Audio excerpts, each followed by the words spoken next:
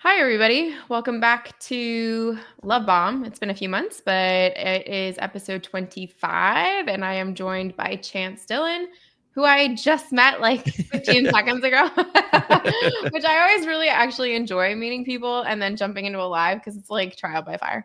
Yeah, I agree. Yeah, It's allows for more authentic conversation. Hi, I'm exactly. Chance. Yeah, tell I didn't people, tell know. people about you. Yeah, well, I didn't know I was episode 25. I feel like that's a You pretty are. You're pivotal. kind of a milestone. Yeah. That's a quarter way to 100. That's a pretty It big sure deal. is. Yeah, I'll take it. I mean, Um, whether or not we get to 100, time will tell, but it yeah, might take me like 10 years. that's fine. 100. Hey, you'll get there. It's quarter way to Exactly. 100. That's That fine. counts. I'm a booktuber slash author. I read a lot of fantasy sci-fi. I do enjoy good historical fiction. I did start my journey into fiction with political thrillers, as far as reading goes, and then I Nice. write epic fantasy, and that was Yeah. Is it And weird introducing yourself as an author now? Because like I don't do it, and then my husband will be like, "Oh yeah, she's an author," and I'm like, "Okay, yeah, I wrote a book." yeah. Yeah. I typically aim. I don't even actually know what. Yeah, I mean, because in my regular day to day, oh, what's going on, Britain? Wasabi, dude. I don't really know. Because day to day, like my day job, I'm a trainer, so I'm not necessarily. I don't even know if I do consider myself an author because I write and I'm Sure. putting out a book just as you are. But yeah, no, I don't know. It's still a very weird new thing. I It got to is kind of. weird, right? Yeah, Yeah. yeah. How It's are you? like With that process for you is it's what? wild. I mean, mine's coming out in 10 days. It's 10 days from Oh, today. wow. And I'm just sitting here like I I don't know where you are in your journey. This is a love bomb, but like Yeah, we'll start off on a little tepid love, I guess we'll call it. Like you get to a point with a manuscript, I feel like, where you're just over it and you're like, I want to be done with you. yeah, And that's where I'm at right now with book one. Like I really just want it to be done out in the world so I can be focusing all my attention on the second book. But 10 more days. So I've got 10 more days and then I'm yeah. like it's in other people's hands in 10 more days. It's not mine That's pretty anymore. awesome. It is, but also terrifying. Like, Yeah, yeah, it's putting part of your soul out into the world and then saying to people, "Can you judge this, please?" And rate it between 1 and 5 stars. yeah, yeah. Yeah. It's really strange. The whole concept is it's awkward. Yeah, I've Yeah. been seeing a lot of praise for the Forgotten Dawn Thank floating you. around there. Thank I you. haven't read it yet, but I have been seeing That that floating that is around. okay. Yeah, yeah. Yeah, it's doing pretty well. I have had it, I I got my first 1-star review last week. Wow. Which when I wrote the book, like I knew going into it, which I feel if you're going to write a book, you should go into it with the guys that not everyone is gonna love your book. No book Yeah. is written for every single person. Hello. Hello, And Chris. it's one of those things where I was like, I'm trying to kind of bridge two genres here because it's epic fantasy and romantasy like merged into one book. Yeah, And I'm yeah. like, it's either really going to land with people or it's not because it doesn't have enough romance for the traditional romance slash romantasy readers, or it's going to be like too much world, too much fantasy for people 4. that aren't used to that. So I knew and Yeah. got my 1 star and I was like, I'm a real author now. Like I've been in Yeah, it. yeah, I felt like it was my rite of passage into authordom, I guess. yeah, So it was an interesting day, but honestly, like I'm wearing it like a badge of honor because you got to get one yeah, at the point. So yeah. I think, what I'm realizing, and I think I've known this all along just as a reader, what's going on, is that it's really for other readers so much, yeah, like less so than for us for to sure. have those ratings out there. Hmm. um I don't know, it's cool to see everybody, good or bad, put out their thoughts, because nothing's Exactly. I consistent. mean, review spaces are not author spaces, they're reader spaces 100%. And it's, I love 1-star reviews a lot of the Mm, time. Like I will read books based on 1-star reviews because yeah. I'm like, oh, that's interesting. Oh, that sounds like Like, something I'm into. Yeah, yeah, and like sometimes it's the same thing when people really love a book and it's trending and I go, okay, what's the hype all about? And I'm intrigued by that. I have the same reaction if something is really hated. I'm like, why? Yeah. And then I might read it depending if as long as it's not like something super terrible or the author, we find out like bad things about them type thing.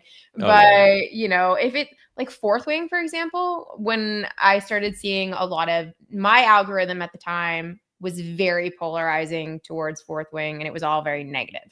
And I was like, okay, but this book has like a ton of readership. So why is it that I'm only getting The negative stuff in the algorithm? And I realized later it was because my algorithm was tailored 100% towards grimdark and epic fantasy. Okay. And Yeah. that typically wasn't going to land with the same audience, but I was like, okay, I'm going to read it. I'm going to see where I land on it. I had a good Yeah. time, you know, Yeah. I but think that crossover's coming. yeah. In terms of which you might be bringing in the dawn of that. Can't wait. No pun intended. But Yeah. I think if you have something that brings people into a space, you know, in this instance, it would be romantasy. I think it's you know, I think it's bringing people more into epic fantasy, and your book being a bridge between epic, like incredibly epic fantasy and romantasy, based on what I'm hearing from you. Yeah. Um, that might be that might be a very, very, very positive thing for I think the fantasy reading community and the Think romantasy reading so. community. I think so. I feel like we have as a community of readers, we've become really rigid in our critiques of different subgenres within fantasy because I whether or not you say you're a fantasy reader, most fantasy readers tend to have preferred subgenres, right? So like if Yeah. you prefer epic fantasy, grimdark fantasy, romantasy, whatever you want to call it. And the thing that I was seeing a lot of that I found really interesting was that people would get really protective of epic fantasy, but would be really aggressive towards romantasy because of tropes. And Mm. I was like, okay. And they're like, well, all romantasy books are the same. And I'm like, but all epic fantasy is similar. Yeah. I'm There's a like, lot of yeah. there's a lot of the same things. And that's not a bad thing No. because you as a reader typically go back to the same genres and subgenres because there's a comfort in it for you Hmm. because it's familiar. So I'm hoping that maybe I can pull people from both sides and it can be this marriage of things. But Yeah. time will tell. Yeah, I think popularity also plays a big role. If you have something that's like Definitely. incredibly polarizing, because you know Yes. Brandon Sanderson came out with Wind and Truth, and it was his fifth book in his giant epic fantasy series, and people read it, and either I think it was like actually mostly average on the spectrum in terms of what people liked Yep. about it. But I don't think it landed about as well as people thought. But he's like one of the most popular epic Yep. fantasy writers of all time. And then you have also Rebecca Yarros, who came out with Yep. her third Hmm. Fourth Wing book, and all the hype building up around Fourth Wing and Iron Yeah. Flame. And then people read the first 65% of the third book and they're like, where the heck am I? And I've only read, I think I've read the entire up to the end of the second book. And I don't know. I felt like everything was disjointed for me. Like I just Okay. was having such a hard time, but that might've been, I think that's more my fault. I think that's less of the fault of the author and the story. I think I just was listening on audio is a little bit more difficult for me. Yeah, the audio, I did all three on audio and going forward, I'm gonna read them in physical. It was my decision that I came to Yeah. after Onyx Storm. But Okay. yeah, I mean it's interesting too though, right? Because you have authors like not every book is gonna land the same way that it does for people. Like Wind and Yeah. Truth was a big miss for me. And I loved Rhythm of War. Like I was one of the people that really, really loved Rhythm of War, and I expected to really love Wind and Truth, and it missed. You Yeah. know, but I mean, it's not going to be the same thing for every single person. The same way Onyx Storm wasn't the same thing for every single person. But Yeah. I mean, you know, hopefully the average for your author or the authors you like is higher than it is negative. Yeah. Yeah. Some suffer from like being incredibly popular, and like one series that I love, and I actually want to get back. I want to like to circle back to things that really inspired you in the Forgotten Dawn. But as I digress briefly, the Sun talking about popularity, Sun Eater and Christopher Rocchio, um, Yeah, Empire of Silence was to me such a good book, and I think it was at right when it was about to start blowing up. I'd found it from I believe Petrick and yeah, Mike's book reviews. who started talking about it. I was like, okay, let me just hop on board as soon as I can. This sounds like something Yeah. I'd be into. I read it, thoroughly enjoyed it. And then the more people you're seeing read it now, the hype of all of the books after have Yeah. made the first book sort of like, everyone's like, yeah, I mean, but Mhm. it's so funny now. I don't know. Yeah, I don't know if you know Esme. Yeah, she Oh, got. Esme is my book is dedicated to Esme. Oh, that's so cool. Yeah. I think I saw that. I think I saw that her book, Yeah. she posted that. But she just read Empire of Silence and she just talks about Yep. how great it is. I mean, if people, I think being able to read something for what it is instead of what it's perceived as Sure. is difficult. Yeah, And it's a tough balance because I think perception actually does play a good role into people's expectations. for sure. Um, but I think when it comes to a giant series and you have all these books after the first book that are so amazing, Yeah. you have to kind of go in expecting that you're only getting a small percentage of that. Yeah, for sure. It's interesting you say that because do you read synopses, reviews, or anything like that before you read a book? Mm, that's actually a really good point. No. I don't either. Yeah. So Yeah. that's the thing. I try to go into 95% of my reads blind. Yeah.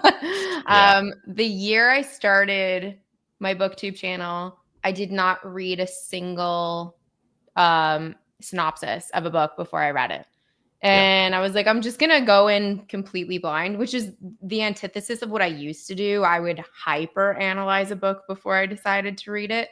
And I was like, I'm just going to vibe with and see what I want. And if that works, it works. And if it doesn't, it doesn't. I ended up having a phenomenal year of Yeah. reading. That's a good approach. But it was a really interesting year in the sense too that like not judging a book by its cover type thing because I was like, I'm literally Yeah. not reading what's on the back cover. Yeah. Yeah. So yeah, I don't know. That's such a good point. I guess I do watch a lot of like other booktubers talk about these things Sure. and like the little things that they enjoyed about it, or even like you were saying, how 1-star reviews might make you want to read something. If someone doesn't like something, it does sometimes it sounds like, something that I'd be interested in. Yeah. Oh, thanks, Jacob. Appreciate that, man.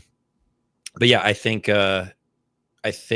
that reading reviews, like physically reading a review, I'll usually go on after just because I'm so Yeah. curious as to what people are thinking about. Same. And mostly I think it goes back to wanting to vicariously live through the experience again. Sure. Yeah. Right. 100%. Which I think is a big thing with BookTube. And I think just most media actually, Definitely. general, right? Yeah, I feel like that's why most of us start a channel, right? Is because we are hyper passionate about author or insert series here. Yeah. And we're like, I need other people to be as psyched about this as I am. Please be that person. Yeah. Which is always good. All right. So now I need to circle back to what your primary inspirations were for The Forgotten Dawn. We need to circle back because I needed to ask you the initial question because we completely got sidetracked. Sorry. No, you are totally fine. I love a fluid conversation. What have you been reading or working on lately that you've been loving? That's how we typically start Love Bomb. I am currently there. I'm reading 2 books. I read very slow nowadays. Same here. Yeah. Prophet of a Dan by Philip Chase. I'm in the Nice. I'm about, I think, 3/4 of the way through that. And Okay. it's funny because I'm noticing some similarities because I'm also reading Will of the Many. Mm-hmm. How are you liking it? I actually have no complaints so far. I think I'm enjoying it. And this is one of those where it's like super hyped up. Yes. And I think I went into it sort of knowing what to expect with this one versus Red Rising. Like I went into Red Rising thinking I was getting one thing, and I still enjoyed the first book, but it definitely was more of like, okay, I can like I just kind of want to finish this and get to the really good stuff. You and I probably had opposite Red Rising experiences, which is interesting. I am. How far into Red Rising have you read? I'm up. I haven't read Dark Age yet. That's what I need to do next. Okay, so I have finished Dark Age, and I might not continue with the series. Ooh, Yeah, okay. I am of the underwhelming opinion by the majority of BookTube that the first 3 books are by far superior books. Oh, okay. So yeah, I really like the story as the original trilogy, and I super vibed with the first book. I was like having a great time. I don't know what people are talking about, but this is nowhere near as good because that was one of those things that people were feeding to me. Hey, just wait, it gets better and better and better. Yeah. And I was like, all right, I'm happy that you feel that way, but like I didn't feel that way. And then when I finished the trilogy, I really enjoyed the first 3 books and I was like, great, like that was awesome. And when I started Iron Gold, people were like, just wait, it gets so much better. And I was like, when does that start happening? Cool. Yeah. And I felt that deeply in Iron Gold, and I had visceral reactions while reading Dark Age. Oh. To the point that I read it with Tori from Tori Talks. Yeah. And she and I had, thankfully, she was my reading buddy, because like otherwise my poor husband would have just been inundated with every thought I had and could not have been bothered. So, So she funny. was my soundboard, which I greatly appreciated. Like sometimes you really need that for certain books, which like that's what the booktube community afforded me. It afforded me Tori in this moment.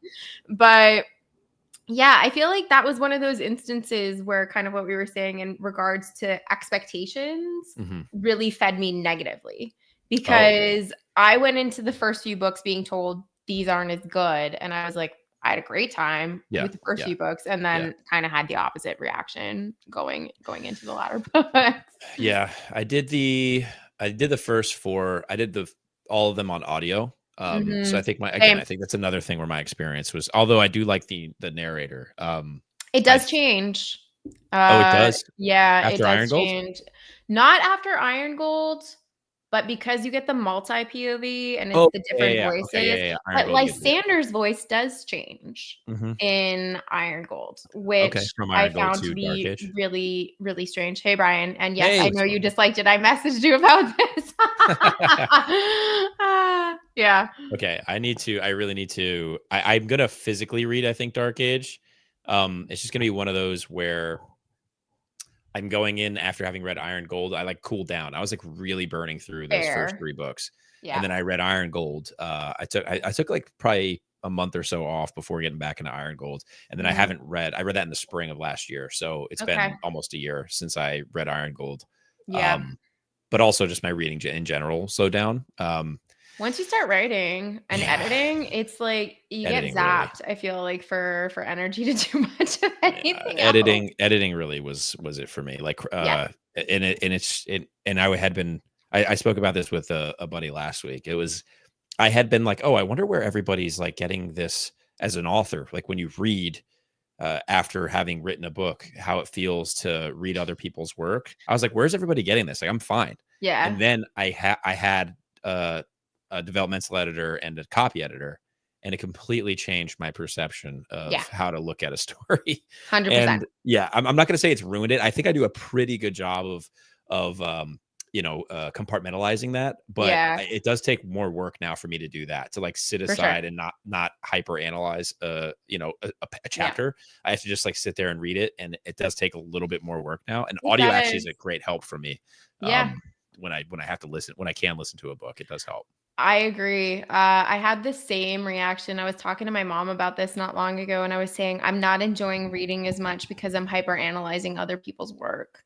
And I said, I'm looking for plot holes and threads, like as if I'm doing it with my own story. And I'm like, and I don't want to be. I want to just be enjoying what the story is.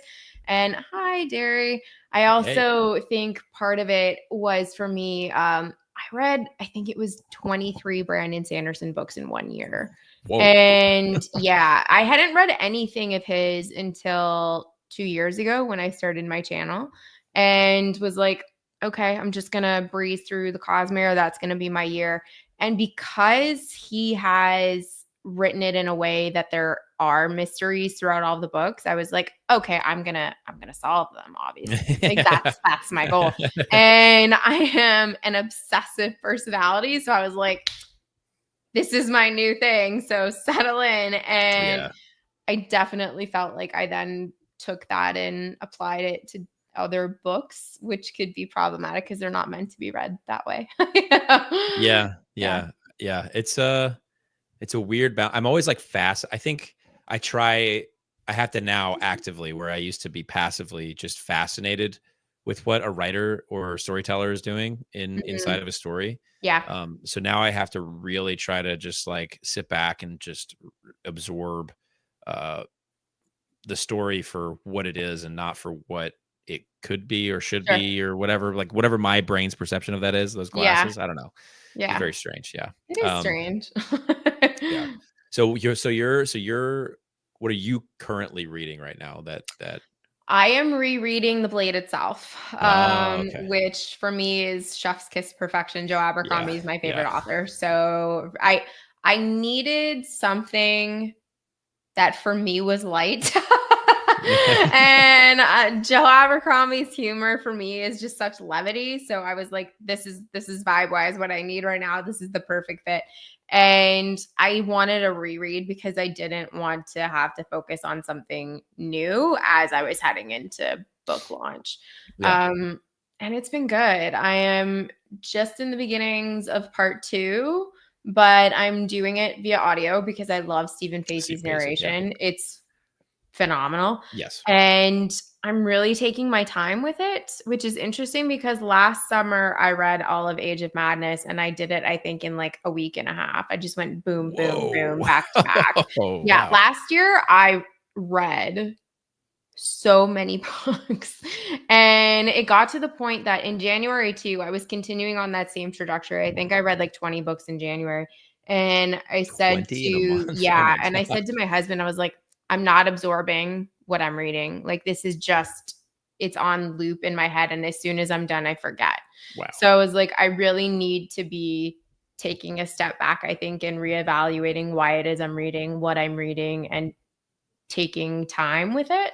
So I've tried to be much more intentional with the choices that I've made of what I've read this year so far. Like I have a book club with a couple of my best friends. So in that case, like I don't really get a choice.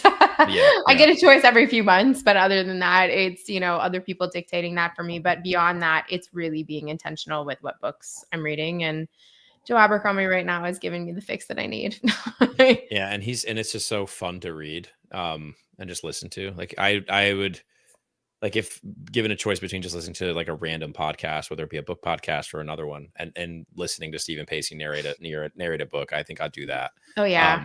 Yeah, I have a harder time. I'm in New York, and so commuting in the mornings, I'm walking, and there's so many like the stimulus of faces and a I was train. just in New York City like a week and a half ago. Yeah, well, I mean, I was here. Yeah. I'm Um, sorry we didn't meet up because yeah, that would have been fun. yeah. If anybody's ever in town, anybody. I don't know why I thought you were Central Time. That's a good question. I don't know. Yeah, I have no Maybe. idea. Well, I know we have Tori accounting for Central Time for Friday. Maybe that's why it was Central Time. Yeah. Okay. And I'm also really looking forward to that conversation too. I think it'll be fun.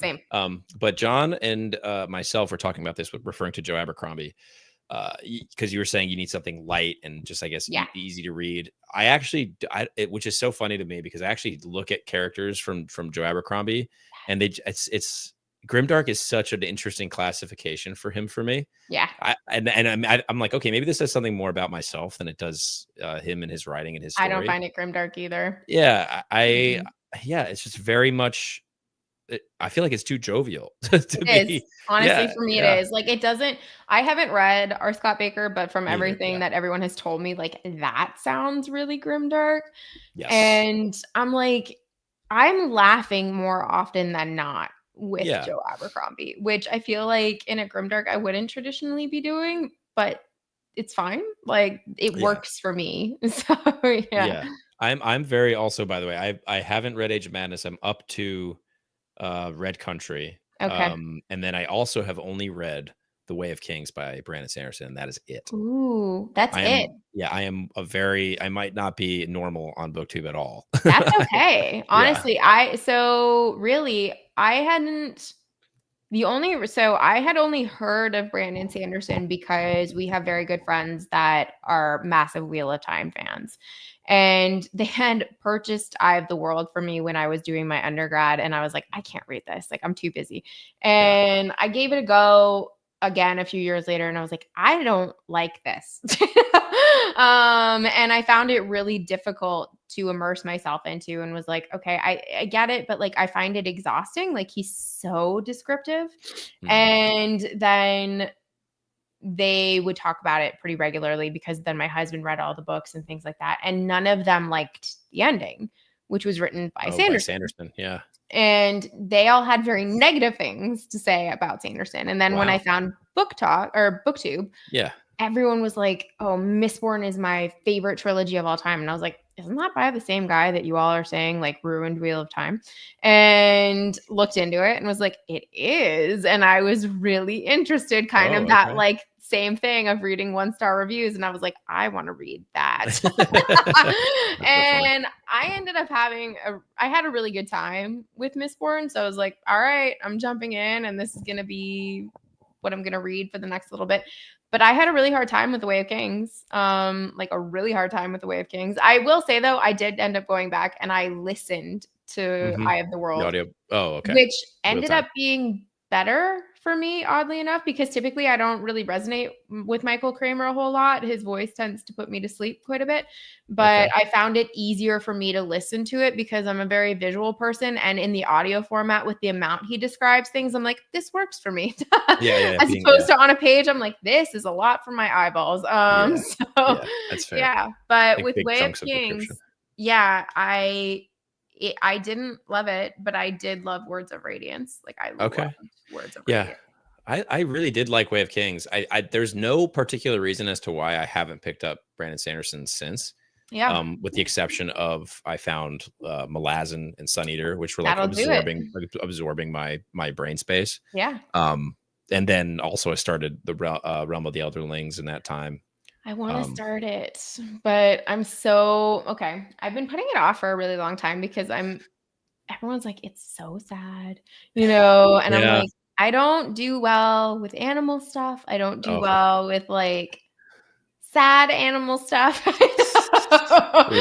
I've just been putting it off, but I did last week when I was in New York. I went to the flagship Barnes and Noble and I bought the pretty Assassin's Apprentice. So the black hardcover, is it? Is that what they're called? The pretty beige ones? Oh, no. Okay. I think I'm thinking of different ones. I'm thinking of ones because we originally had the small mass market paperback, and I don't like the feel of a mass market in my hands because the print is so small and I'm blind. And I was like, I need to be able to read the words. So yeah, I'm hoping I'll give it a go soon. Yeah. I also, by the way, for the record, I do love a good mass market paperback. There's something about it. There's like having a little mini tome in your hands. That's the thing. Like, I love it in theory, and I really liked it as a teenager when I could read it. But now that I'm not anymore, I'm like, okay, I'm like having to hold it this far up to my face, and it's fine. That's how I read Mistborn. I read them as the mass market. Yeah. Okay. Yeah. But I will say, the animal stuff oh man, that's tough. That's a tough one. It really just depends. Like I looked at it as like there's just another character in the story that I'm really loving.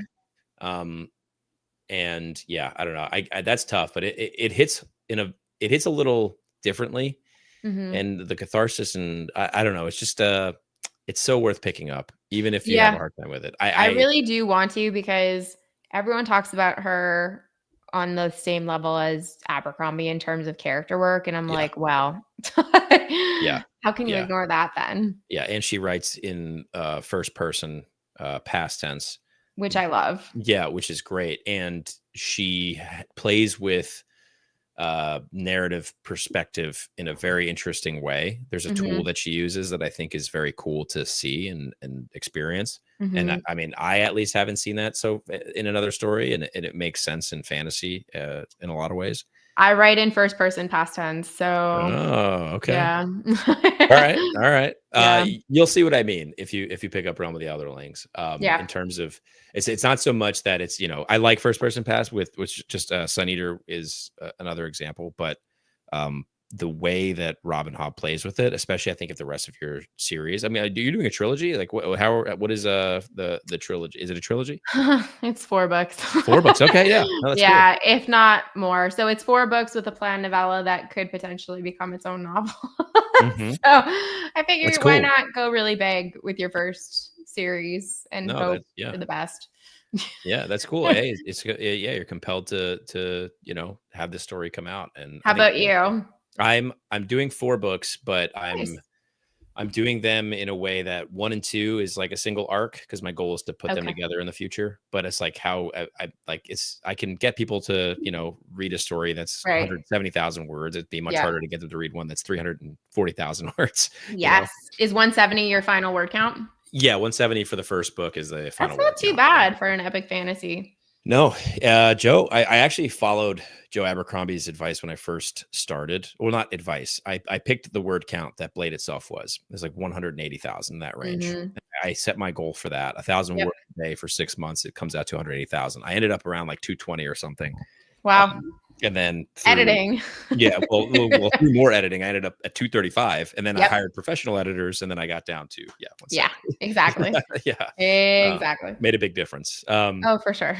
And I'm hoping that I don't have that much to cut from the second book because that would be Yeah, terrible. it's interesting when you do that. I did something similar in that when I started writing, I originally planned to write to traditionally publish.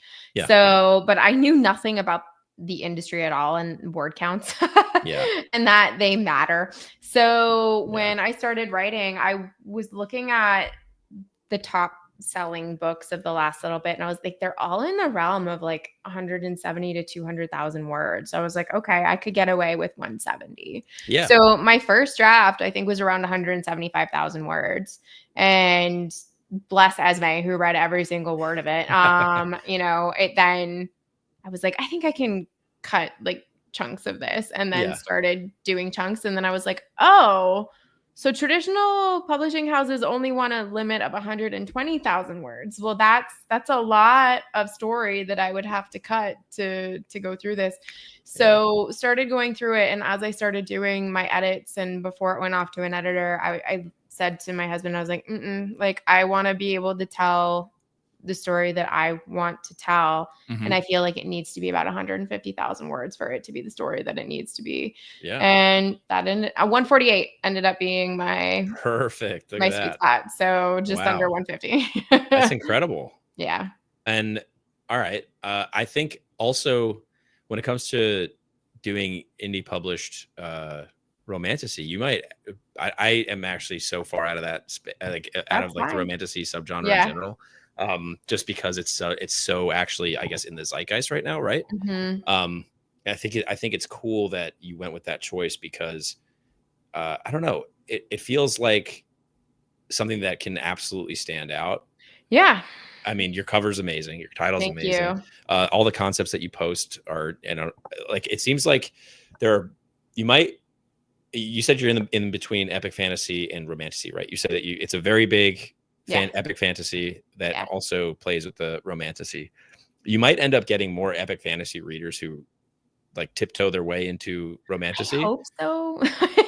And I don't know. Come on, guys. I really do think so. I really think It's that, yeah, It's based on my interesting. experience. Yeah. I mean, I got a review today. I have my husband going through reviews for me. So when it comes to editing book 2, if there's some glaring things that are people Consistent. commenting on book 1 that I can, fix in my writing in the future, like that's what I'm looking out for right now. But one of the things that someone said is that multiple people have said they're like, this is an epic fantasy book. And I'm like, okay. And one person today said, I wish the beginning would have been longer. Oh, So we would have had like more time, more understanding of like getting to why certain things happen. And I said to my husband, I was like, in theory, while I would have loved to do that too, that would have alienated 90% of romantasy readers. So I was like, there's a very fine line, I feel like, of how long things can be when you're blending or trying to blend 2 genres. It's like you're taking aspects of both and being like, this is a weird marriage, guys, and I hope that it works. And for yeah, certain things, I think it will, but for other things, it will fall flat for some people that are like primarily epic fantasy readers, that they're going to be like, I don't mind spending 400 pages before the plot really gets going. And I'm like, yeah, yeah, yeah, yeah. that's the length of some romantasy books. So Yeah, I'm like, we can't yeah, do that, yeah. so it definitely, it's an interesting navigating thing that I'm doing right now. But you live and you learn. Yeah. Yeah. I also think that balance of I think generally speaking, unless you're writing like a really fast paced story, like I know Red Rising is the first Red Rising book is very short. Yeah. Well, short, I'll say relatively short. But the tense it's written in and all of the story beats that it hits, it's a fast paced story. Like it runs you through the ringer. You're just moving so quick through that story. Yeah. I feel like even then, you pick the plot up pretty quick in terms of what he's trying to do, but you're Yeah. still like you still have to uncover so much. Like there's so many layers and so Yeah. much depth in most science fiction, fantasy, and I think most stories in general. I think people are willing to hang around longer. It's just Yeah. about keeping them there for a little bit, you know? I think so too. And that was one of the things with writing that I wrote it that it reads specifically one way on the first read and it reads very differently on a second. So if you're paying attention, if you reread it, there's a lot of stuff you pick up on. And then when the series will be completed, if people reread it, they'll go, there it is. And I'm like, yeah, like the layers are hidden in there. Yeah. But it's intentionally written that it's that way. And I mean, that I feel is a very epic fantasy thing. Yeah. That, like there's all the foreshadowing, there's all the clues, the hints. And I love that about the genre. Like that's one of those things like trope wise that people are like, well, epic fantasy doesn't have tropes. I'm like, it does, Yeah, it definitely does. And some of them are great and they work really well. And I love that. So yeah. What made you want to write an epic fantasy? Because it's a big one to start with. Yeah. Well, growing up, I was always enthralled with Star Wars and Lord of the Rings. How could you go wrong? Yeah, yeah, and I just love the scope of a giant universe that has infinite layers to uncover. Yeah. And even when you think you know something, you go back and you look again, and there's something more. And I actually wasn't much of a reader growing up. I didn't really start reading fiction until I was probably, I don't know, 23. I'm 30, about to be 31. And then even then it was like one book a year. Yep. Until when I started really writing in fantasy 3 years ago. And before that it was like Dungeons and Dragons and also great. Yeah. So the scope of like seeing those stories at a table unfold, it just made me want to, I was compelled to write it. And it really started with one character who is the main character, one of the main characters in my story. And I just uncovered the layers and all these other characters through his eyes. And then it was finding out their story. And then it's okay, I got to kind of peel off a little bit. How's this relevant? Like, like how did we get here? What if? Big what if? Right. And I did ask myself, what if Aragorn lost everything after the War for the One Ring? And I had this sort of epiphany watching Return of the King for the 5,000th time. Extended? Yeah. Oh, yeah. Oh, I don't. Always. Yeah. It's always the extended editions. If I was watching, I was like, man, it would be really dark if Samwise had to kill Frodo at the end of this movie to kind of amazing for the ring to be destroyed. But then I was like, kind of amazing, really cool. Yeah. Like he's just like he is a paragon. Samwise is a paragon. I think we can agree he is the true hero. Yeah, he's the hero. Yeah. And what if he had to kill his best friend, who, by the way, failed? Yeah. Which I don't know, again, this is not a criticism of Tolkien in any way, shape, or form. It's a thought experiment, like, what if our favorite character who's been one way the entire time, they get to this point, he busted his ass to get there. Yeah. And he had to kill his best friend. That would be something that would be, a crazy, crazy thought experiment. And so I just asked myself these questions. And things come up, and then other inspirations just started to rear themselves in my mind. Star Wars actually, I think, played a bigger role in my writing than I think, based on readers who are reading it, messaging me. They know I love Star Wars. I mean, this is a literal lightsaber microphone. Perfect. Yeah, and yeah, it just shows up more in my story, I think, than I realize. Yeah, epic fantasy, sci-fi, those massive scopes. That's the biggest thing to me. Like, I just love infinite layers and explorability. I love that. And see, that's kind of what I'm hoping to do with romantasy. Yeah. Where I'm like, these types of stories can have these big, expansive worlds. Like, we don't need to skip over that part a lot of the time, because I feel like in certain cases, the world is really interesting and we don't get a lot of it. And I'm like, I would like more of that. Yeah. And in other cases, you know, you get like very few things scattered throughout. And I'm like, I think the world can be a character. Yeah. And I Oh yeah. like when it's a character. So yeah, it seems like yours is very similar, and that's very exciting. Yeah, I actually I have a love story that I want to write. I don't know if it'll be romantasy technically when it comes down to it. And this is years. This is I think when I'm done with the big series.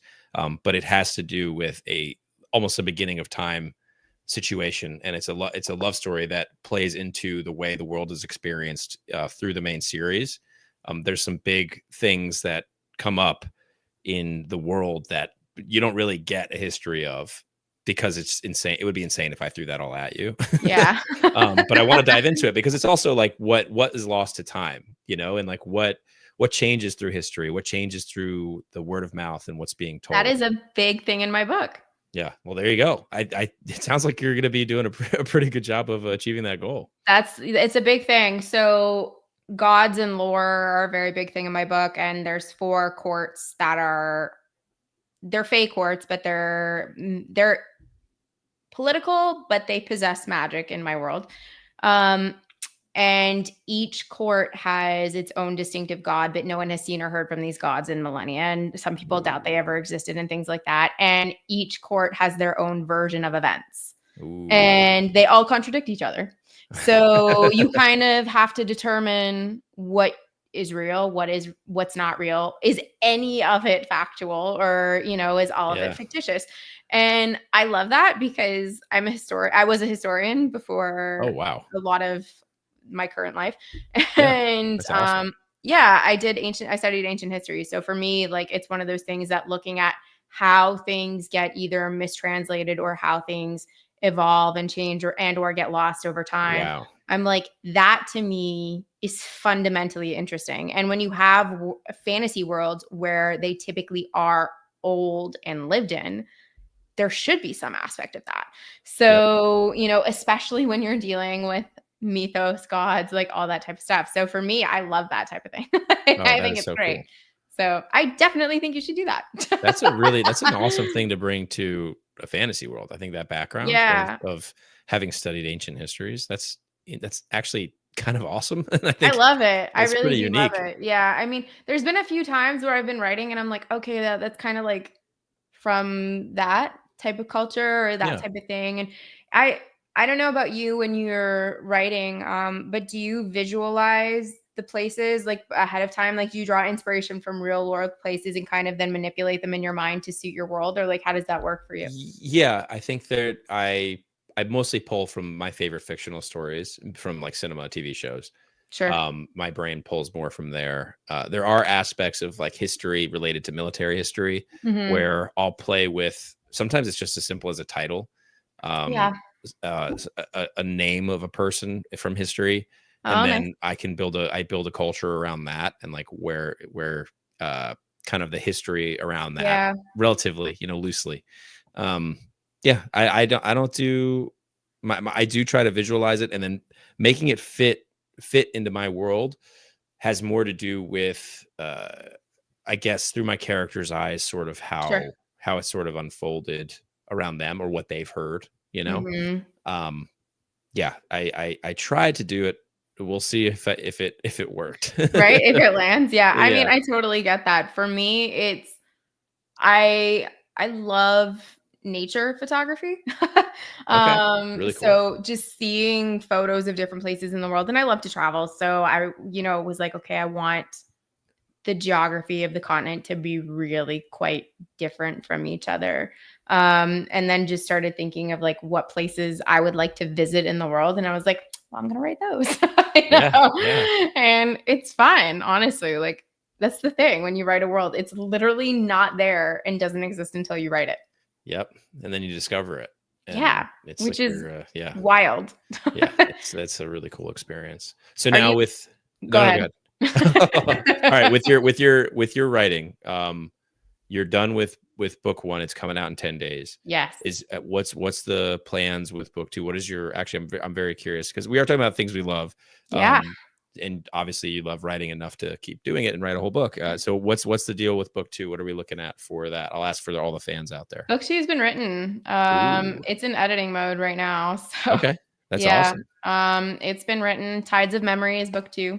Oh. So I have all my titles chosen, but I haven't revealed what they are because like I had no title for the first book as I was writing it. And then I realized I really wanted to have titles. Like I became really anal about it. Yeah. So came up with my titles. Book 2, I am slowly going through edits now. I just finished it a few weeks ago. The final first draft. So I don't know how your process is for writing. I've realized for myself that my first drafts is generally just very bare bones, that it's mostly dialogue and like setting up world stuff. And then cool. all of that gets added, like the bulk of it gets added with each draft that I do. Yeah. So I think I finished at about 123,000 words. And I was like, okay, this will probably balloon up to like, but probably close to where book 1 was, between 140 and 150,000 words. Because when I started writing book 1, I discovery wrote it. I had 3 scenes in my brain and I was like, I just know that these scenes need to happen, but I didn't write anything down. I just sat down and wrote, and I loved doing that. And then when I started writing book 2, I was like, I can't do that anymore because there's now an established world and there's very clear plot that needs to happen. And I need to not be distracted. So I wrote chapter by chapter summaries and did that. And now that it's been finished, I'm like, I see things that already need to be added and stuff like that. So it's just naturally going to get bigger as it gets worked on. I feel like that's a really cool process. It's weird. It's so weird. And it's different every time. Like Yeah. I guess I have to figure out. Well, the first time I think for me, I don't know if you had the same experience. It was learning how to write. I just never wrote really. Yeah. So it was just learning the craft about as much as I could without professional help until I got professional help. Yeah. And then you're like, oh, I didn't know how to write that. For those first 7 drafts, I had no idea what I was doing. Yeah. I completely, I joke all the time because I'm bilingual in French and English because I grew up in Montreal, and I am terrible in grammar in both languages because of that. So when I started writing originally, I was like, I don't remember grammar in English. Like, what are the rules of how I'm supposed to write here? And the only writing that I had done in the last decade had been academic writing, which is a completely different style of writing to creative writing. And I was like, okay, I can cite things in Chicago format if you need me to, but like beyond that, I'm kind of floundering here. And then a couple of years ago, a few people from BookTube and I started a writers group, and I was like, okay, I have to start like actively writing something. And I started with a satirical sci-fi. So yeah, it was satirical sci fantasy. It was not what I ended up writing. I have like 85,000 words in that manuscript. Like it's almost done, but it just hasn't been finished. But I do want to finish it at some point. But that for me was really starting to refamiliarize myself with like, oh yeah, you're allowed to kind of just do as you wish when you are creative writing. Like it's fair game. But yeah, there are grammatical rules that you must follow, Laura. I was like, oh yeah, there's time for punctuation and all that kind of stuff. I did a lot of as blank while as blank or something like that. My first draft, I was like, oh man, this is terrible. But I finished my second book as well. I drafted. First draft was about 180. Second draft brought me up to about a 185, and I'm hoping to add more after this first round of feedback. Nice. But I had an experience where just to get myself going into the second book, like you said, like I am also a discovery writer. I didn't do chapter summaries. I just like plotted 10 chapters with bullet points. Yeah. And then just got myself going, and then like figured the rest out. Yeah. But that's awesome. I love that. I miss being able to do that because my POV changes in book 2. So the whole book is a different perspective. So book 1 is single POV and book 2 is multi POV. Okay. And it was one of those things that I was like, okay, like I gotta get into the headspace of now writing in these different voices and making sure that the plot all weaves together in the way that I need it to. Especially because I continued writing in first person for all of the POVs, because as much as I love third person for other people, I really like writing in first person. And I was like, we're doing it live, so settle in, everybody. It's going to be first person for multiple people.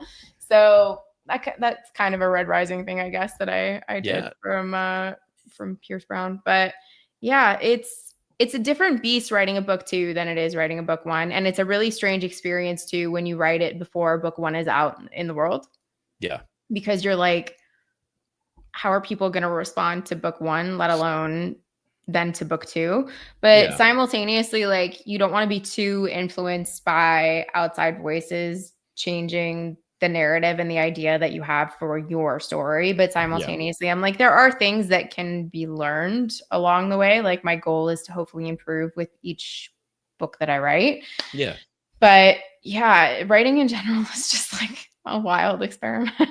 Yeah.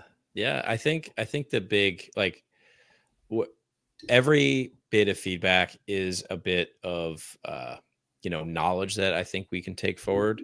But also not every bit of feedback is, if that makes sense. I don't know. It's hard to explain because everybody has different tastes. I totally get it. It can get too noisy. It gets way too noisy. So there's also just like trusting yourself. And I'm saying this speaking to myself in this context. Just trusting that the story that I have to deliver will be it's a story I want to read. Yeah, that's exactly it. Exactly it. Write the story that you want to write and that you want to read. Yeah, that's a big thing, especially if, I mean, it's the really nice thing about the indie community is that there is room for that, as opposed to with traditional publishing. It's much more black and white, and you're more set in a defined space or box. Whereas indie publishing, you're like, I could write a dystopian romantic space opera and that would be totally fine. It's just whatever you want it to be. Yeah, it is so funny. I also just like the freedom of like putting whatever I want into the, like, I have a contemporary poem. I slotted it into the back of the book just because I was like, you know what, this fits like the theme.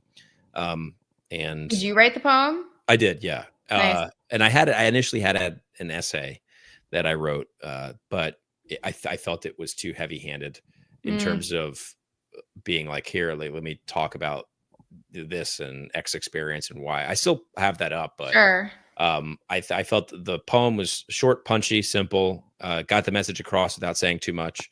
And it's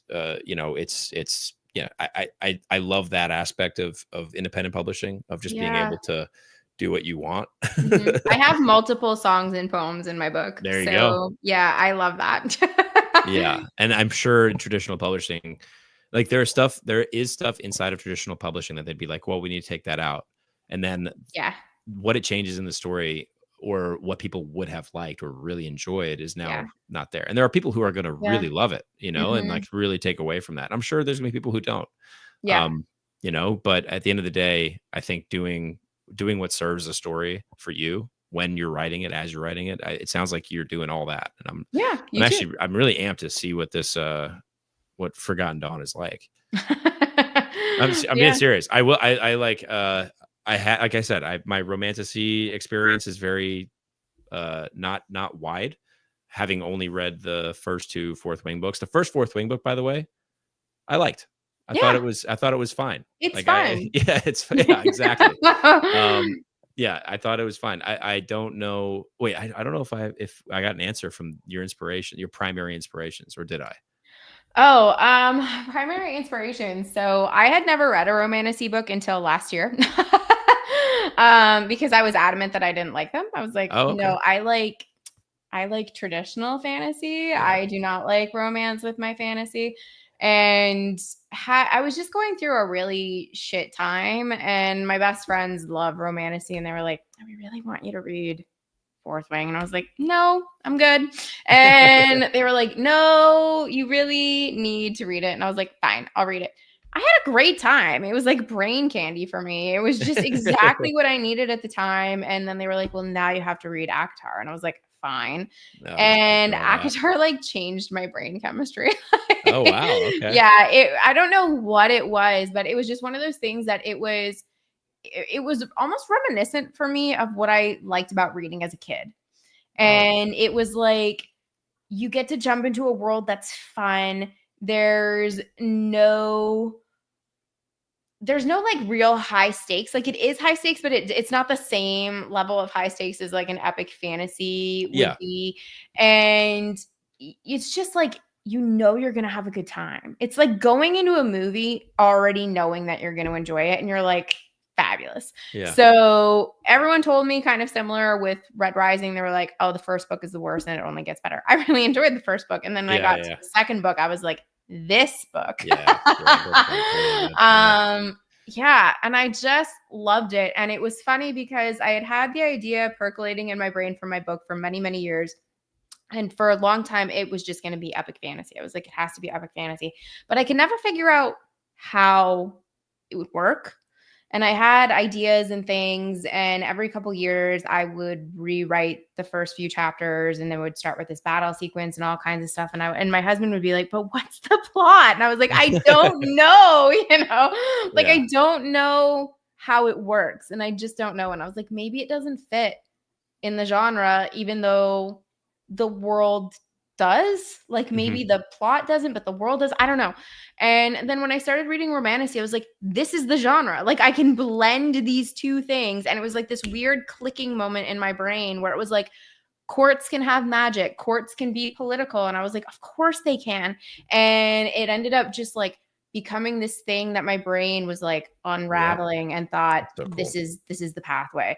So I want to say that it is an inspiration from many different books, but like thankfully what people are saying and what most people are agreeing with is that it is a very new take on the genre, Oh, and cool. that the ideas themselves are original, even though the tropes are something that we've seen before. And I'm like, Okay. that's perfect. Yeah. So I'll take that. Like that for That me, that sounds like works. incredible feedback. Like yeah, that works for me. So all in all, probably that. Yeah. But I mean, like, no pressure trying to like, live up to one of the best selling books of all time and stuff like that, like no pressure Yeah. at all.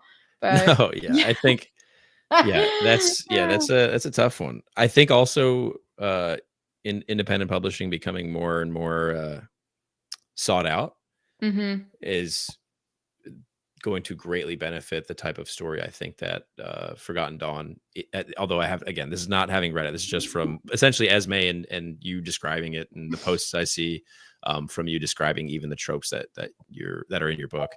I feel like it's only going to benefit greatly from that. I hope so. Yeah. Did you have any particular book or books inspire your writing? Um, Malazan was a big one, just in terms of the kind of narrative concept of being thrust into a foreign place and then Sure. figuring out. Yeah. Elden Ring, of the video game, really played a big role, almost Nice. bigger, just because, again, same thing. I love the concept of being tossed into a place that I have no idea where I'm at, Yeah. and then slowly figuring out and be like, oh, like having an aha moment, and Mhm. be like, oh, okay, that's really cool. Yeah. And then you start uncovering all the layers. You're like, wow, this goes pretty far. Like I can just Yeah. kind of keep going.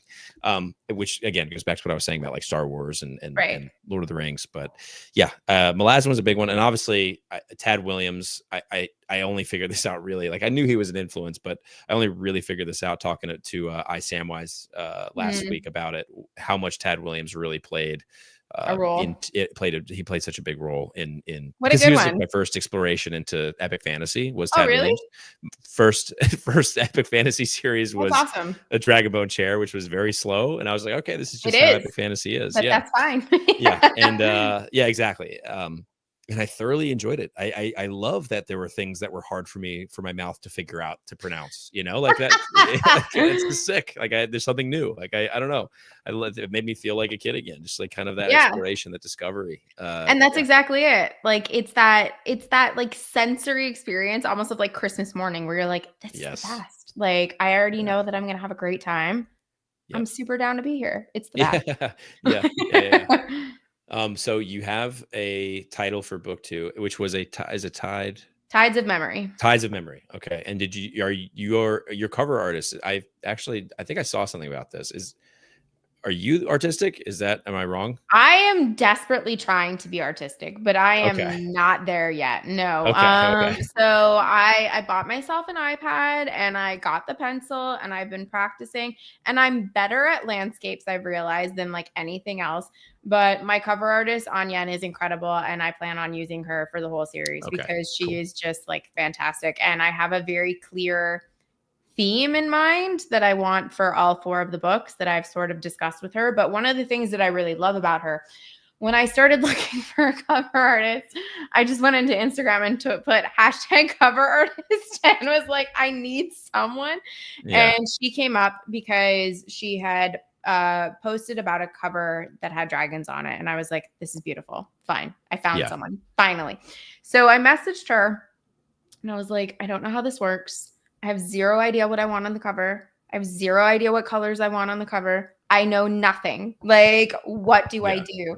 And she said, my process is a bit different than other artists. I like to read the manuscript to see how we can collaborate to come up with the cover. And I was like, oh, that's cool. Fabulous. That's So awesome. I sent her the manuscript. And as I was thinking about it, I was like, I think, and that's when I came up with the title, because at that point it was just like ambiguously not a title. And I said to her, I was like, okay, the title is this, and I feel like it should be The Colors of Dawn. And I was like, but I don't want it to be that like, just dark. I said, I want it to be that like purple, gold, those types of colors.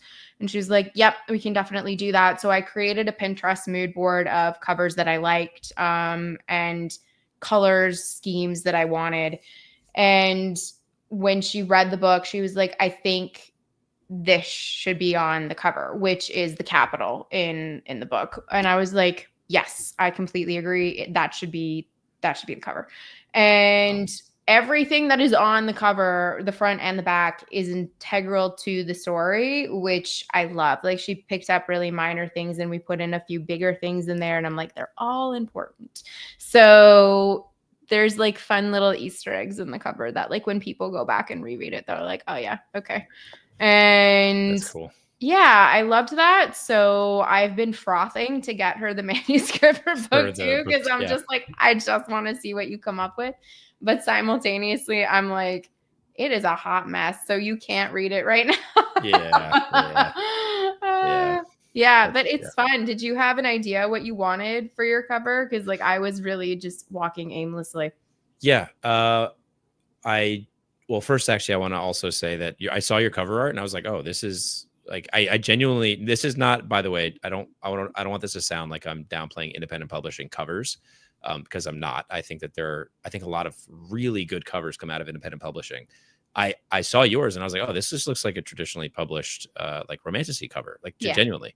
I don't know. It plays really well on a lot of the notes, I think, that people want to see when they are picking up a book. I mean, it's an awesome cover. Thank you. That for me was a really big thing. And people don't realize, I think, how expensive indie publishing can be when you're starting. But I knew for me that the main 2 places I wanted to invest money were cover and an audiobook. Specifically because I'm a former teacher and I used to teach kids with dyslexia, and I know the value of audiobooks, and I'm primarily an audiobook listener. So I was like, I know it's a massive investment, but it's something that is really important to me. And then the big thing for me was cover art, because I was like, I wrote a book and I want to cover on my shelf that I am proud of, that I want to look at. 100%. So that for me was the big thing. And I also know a lot of, and this isn't to like downplay other people's covers and things like that, a lot of the covers in romantasy just weren't what I wanted for my book. I was like, it doesn't fit the vibe of my book. A lot of them are black. They have like flowers and daggers on them and things like that. And I'm like, that isn't relevant to my story. So I was like, I really want something specific to the book, and Anya delivered on that 1,000 times over. So honestly, like, I have zero regrets on that. And just can't wait to see what she does with book 2. No, I mean, I genuinely love seeing your book cover. It's like nice to look at. I don't know how to explain it otherwise. She's hovering right here behind me. No. And the colors are great. Weird.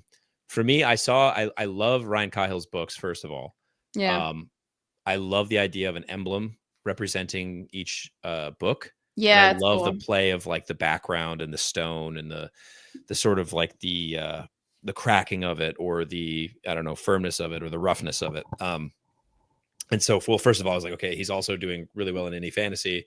Yes. I should probably hire the same cover artist. Nice. But I saw also Jacqueline Hagan used Stuart, and Memory of Song, Scott Palmer, I think also used this, the same guy. And I saw this Blood Meridian poster, which is also a cover of one of the editions of Blood Meridian, which, funny enough, I have read The Road, but I haven't read the entire Blood Meridian book. But there's this poster. It looks like a movie poster with a bull, like the skull of like a dead. I'm probably saying it's probably not a bull.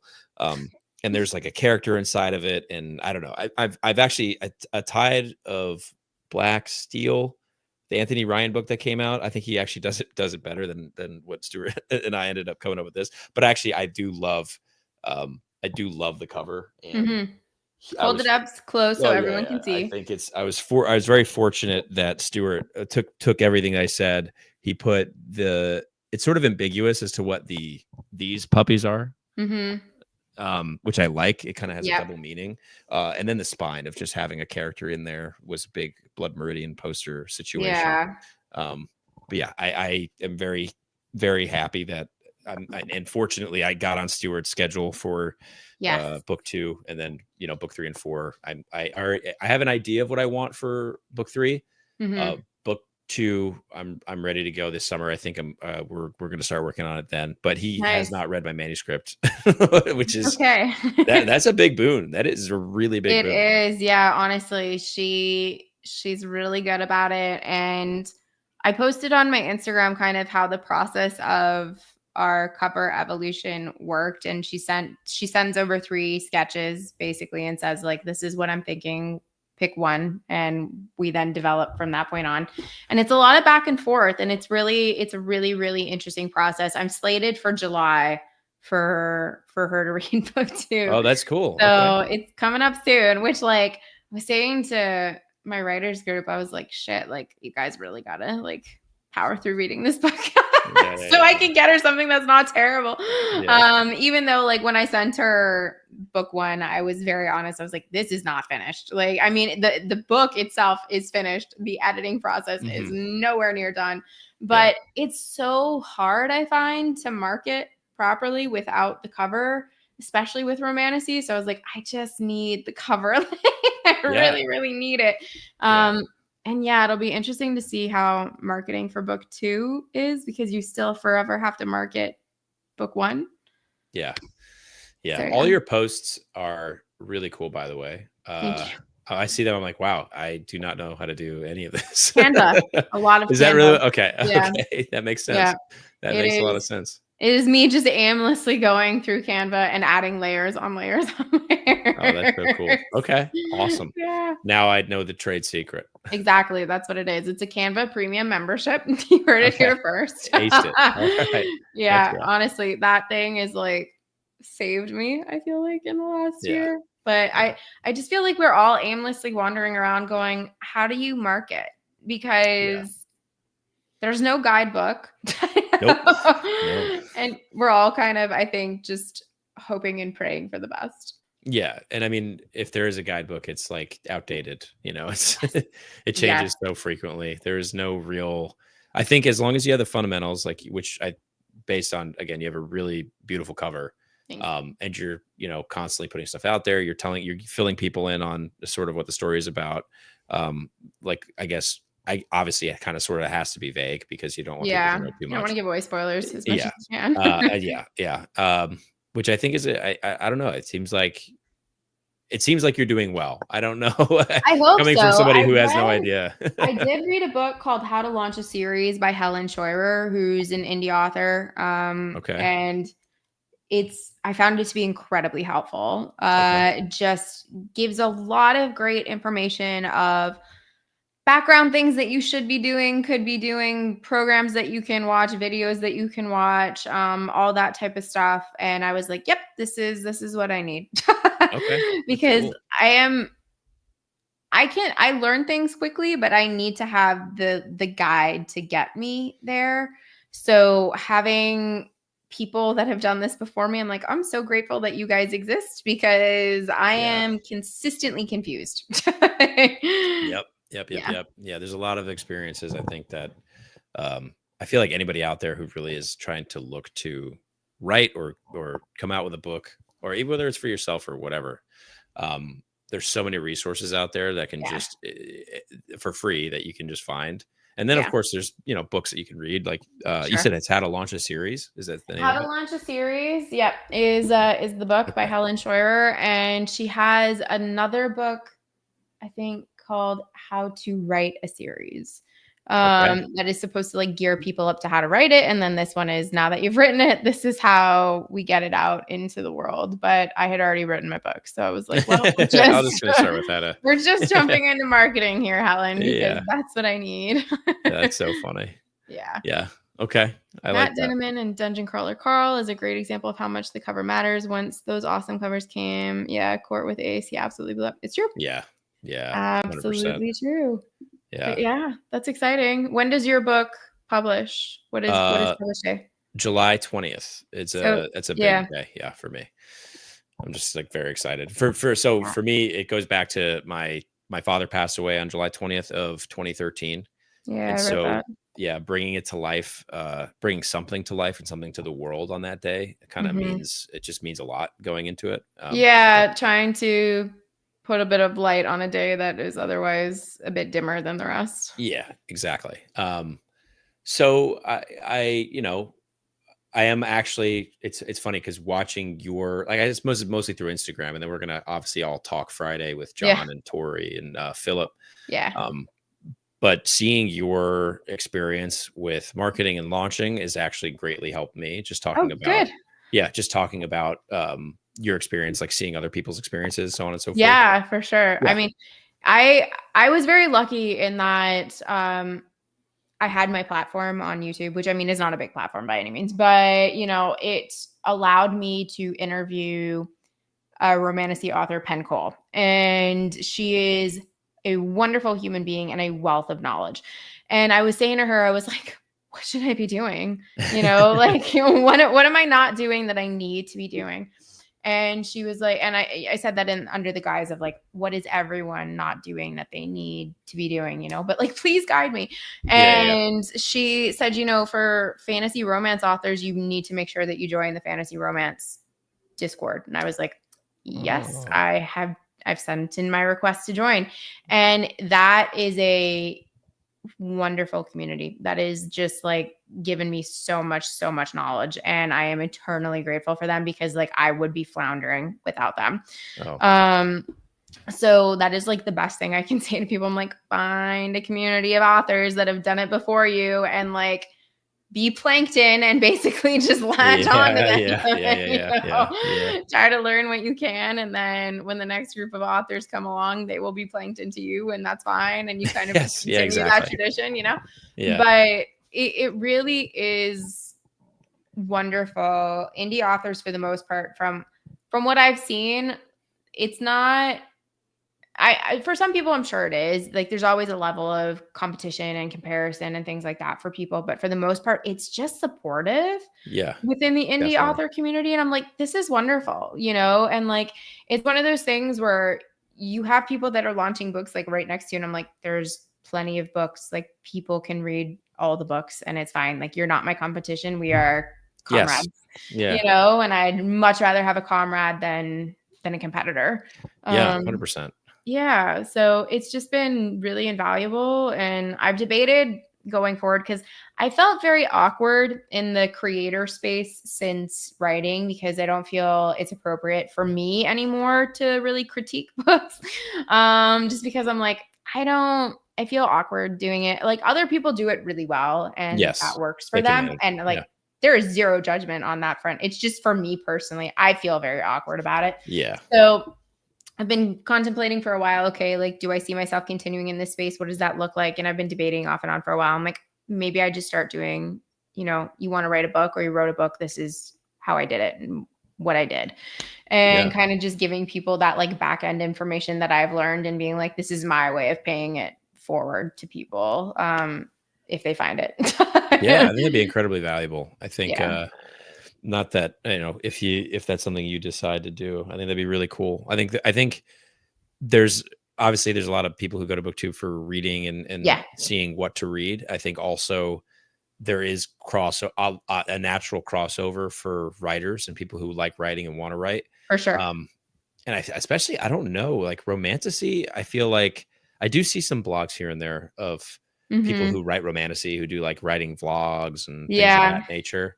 And I don't know. I feel like there's a lot of knowledge transfer and a lot to learn there. Yeah. So it sounds like you also have had a pretty awesome experience as far as launching goes. Yeah, I'm curious to see how launch day will actually go. Because all the back end stuff, I spent like 6 hours on the phone with KDP the other day and I was just losing my mind by the end of the day. Like I was pretty sure half my hair had turned white. I was like, or had fallen out. I was like, I just don't have the mental fortitude to do this anymore. But it's one of those things that I'm hoping once you learn it, once you've just learned it, and then you don't have to deal with it anymore. But part of this is what gets to be a lot that people don't realize, I think, is that you're one person, right? Yep. And you're one person doing all the jobs. Yep. As opposed to if you were being traditionally published, you don't have to worry about uploading the documents. You don't have to worry about hiring the cover artist or managing the audiobook and all the things. And I'm like, we're tired, guys. Oh, yeah. It is pretty exhausting. It's exhausting. I mean, it's one of those things that it's exhilarating at times and it's incredibly rewarding because you are in control of all those things and you do have your hands in all of those pots. Yes. But it is some days very, very debilitating. And you're just like, I'd like a break now. Can someone else do this? Like, please. Yeah. Would be nice. 100%. There's so many hats to wear. Yeah. I'm still getting used to it. And I don't know. It is nice to see other people's journeys and hear that for sure in a field that feels like, relatively solo, like there's a lot of solitude, especially when you're sitting at the computer and writing, Oh my gosh. Yeah. How long did it take you to write the first draft of your book? First drafts of both books 1 and 2 took me 6 months. Okay. And the first book I wrote, I had finished it, ran through it a bunch, got to a point where I just needed to put it down. I started writing book 2, wrote it for 6 months, finished it, went back to book 1, ran through it once, sent it to my developmental editor. Yeah. And then started the whole like real editing process for me. Yeah. And then it's like, then you have to throw in all the launch stuff, all the marketing, all the like putting it out there, title, cover. I think I like botched the cover reveal. Like I sent it to, cause I didn't do the paperback yet. I was like, okay, I'll send this to like SFF Addicts or whatever. And it's like, oh, well, no, you can't, you already launched it. I'm like, oh, well, I guess I did. Whoops. They're not wrong. Yeah, it was a big whoops. But yeah, so I don't know. It's you learn as you go. It's just a 100% fun experience. Yeah. I don't think there's anyone that I've encountered that has said everything went smoothly. Every single author I have encountered said anticipate for things to go wrong, and boy, have they ever. I don't know what program you used for your book. I used Vellum. But Vellum decided when I exported the book, I generated the book into all of the formats, that for some reason the font wasn't really the font.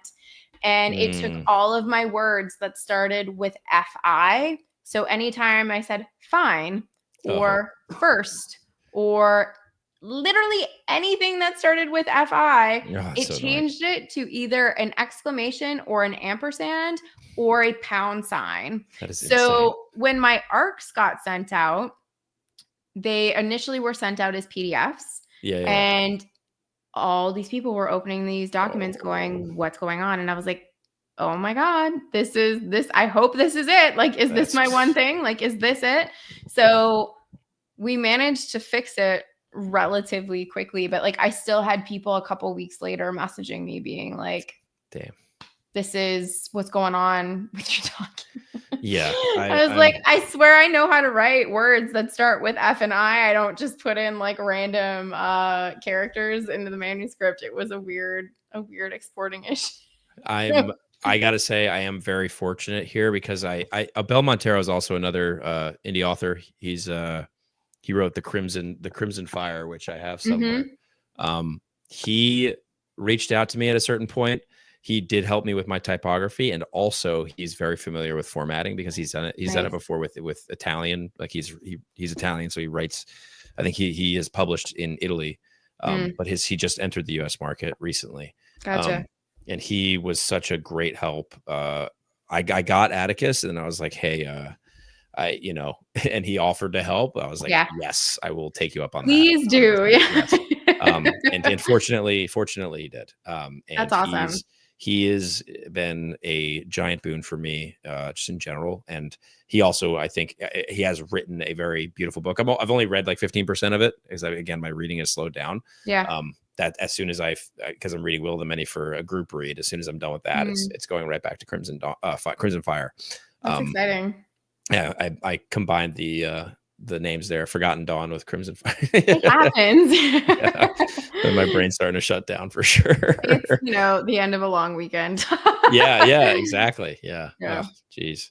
So what are you looking forward to most in terms of books, watches, movies, shows, whatever for the rest of the year? Like what's on the radar? Yeah, I really have to finish Malazan. That is I'm on book 7. Okay. As soon as I am done with Prophet of Adan, which I'm so close to being done with, and Will of the Many, and Crimson Fire. Wow, did it again. My goal is to try and binge through as much of Malazan as I can. The end of it. I also have J.L. Odom's book By Blood and by Salt. Yep. On the docket for July with a group read that I'm actually very much looking forward to reading. Yeah, that's one of those that's been on my list for so long that I want to get into. Anna Smith Spark is another one that I really want to read. Oh, nice. I would like to get back into the Realm of the Otherlings with the live ship traders, but we'll see. And then I think the finale of the Sun Eater series in November is also a big one because I think I'm going to be traveling to North Carolina for that one. Okay. So I'm really looking forward to going down there. Are you going to see the Mintons? Yeah, that's the goal. Yeah, I think I am. I think myself, Jake from Nerd Level Rising might make a trip up there. Tom Orange. I think I'm going to try and book. I'm going to get myself a hotel room down there. Yeah, Tom is in. I know Tom is in North Carolina. Like he lives there. So I mean, that's going to be like a battle of the mustaches happening live. Oh no, it's not even close. He wins. Yeah, he gets it. I love Tom so much. Yeah. Tom and I met because we did the same thing that we both read a ton of Sanderson in one year, and that's how he and I became friends. And I was just like, you and I did the same thing inadvertently. Let's chat. And we ended up having a really great conversation. So I really enjoy Tom. Yeah. He's doing the group read with me for By Blood by Salt, I think. Nice. But yeah, I know he just finished up again. I don't know, my brain's digressing here, but I know he just finished up Ryan Lee Durfee's trilogy and he posted about that today. That's one I think I would also love to finish. I read the first book. I want to get to that. And then, I will have to, I'm being serious when I say this. I do have to throw the Forgotten Dawn on my TBR. Well, thank you. I don't know when. My goal would be to get it done by the end of the year. Depending on how my Malazan read goes. But, I would like to read it. I would like to see what epic fantasy heavy romantasy looks like. Is that a good way to describe it or no?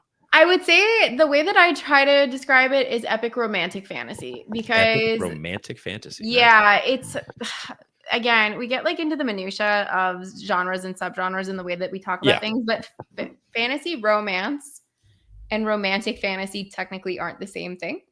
Yeah. Okay. So fantasy romance is that if you take the romance out of the plot, the whole plot falls apart. And romantic fantasy is or I might be saying the reverse. I can't remember. In my Right. brain, they're There's pretty too many things. interchangeable. Yeah. But like, there is romance in my book. It's not the forward thing. It's important, but it's not like the most forward thing of the whole story. So we'll see how it does with people. Yeah. No. Yeah. Okay. I still am. I don't understand quite honestly, like I the don't either. subgenre stuff, and I feel like it's one of those things that maybe we should. And I just, I don't know. I feel like we've gotten to the point where my friend Caleb, if you're listening to this, he's in my writers group. He argues that we need more subgenres. And I'm like, no, we do not. And he's like, we need to be more specific. I'm like, do we? I'm like, I just don't feel like it's necessary. And then he could talk about it for quite some time. And I think he's due to make a video about it because he does have a lot to say on the matter. But okay. For me, I'm like, I'm okay with it just being, you can call it epic fantasy if you want to. It can be romantic fantasy, fantasy romance. I don't really care. So, Yeah, I'm trying to play devil's advocate in my brain. And I guess just like the significant, like it does help people decide what they would want to read. It doesn't help, like it doesn't make a difference for me. Like if it's, like I would probably read most fantasy books. Yeah. I don't know. That's tough. I agree. Darius saying, do a joint chance you and Tom together, Colin. We could pass for Superman. That is so funny. We could pass for Superman. That's funny. That's so fun. No, I think Tom's got the whole straw man thing going. He's got the stash of stashes. He's maybe of all of YouTube. A fun dichotomy of things where he's like really soft spoken. He's super, super nice. And then he's like, yeah, my favorite thing is lifting weights and like being at the gym. And I'm like, cool. He's like, no one knows I read books there. And I'm like, cool. Yeah. That is so funny. I love that for him. But but I want you to tell people as we wrap up where they can find your book, where they can find you, all of that fun stuff.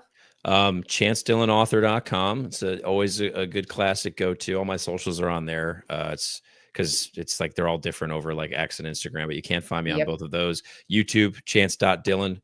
Not spelled dot, just a period between Chance and Dillon. And my book Mercy, Tears of the Fallen, the first in a 4-volume it's a first in a 4-volume series, is coming out July 20th. You can find that on Amazon, and I'm hoping to do a pre-sale on my website next month, but I still have to actually talk to the Mittens about that and figure out how they pulled it off.